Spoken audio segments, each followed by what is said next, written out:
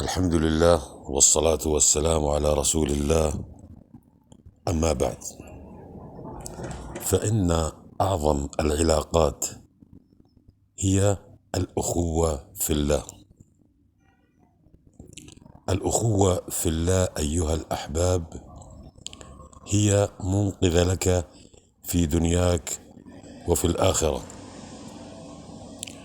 واعلم أنه يوم القيامة سيتذكرك أخوك إذا دخل الجنة ولم يجدك، وسيظلك الله في ظل عرشه يوم لا ظل إلا ظله. إذا كنت متحاب في الله مع أخ لك. يقول أبو الدرداء رضي الله عنه: إني لأستغفر ل70 من إخواني في سجودي، أسميهم بأسمائهم وأسماء آبائهم. انظر كيف هي الأخوة في الله، فإن أخاك في الله يدعو لك بظهر الغيب وأنت نائم لا تدري.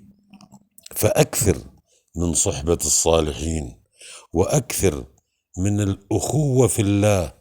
واعلم كما قال العلماء أن الأخ في الله لو طلب منك الدنيا كلها وأعطيته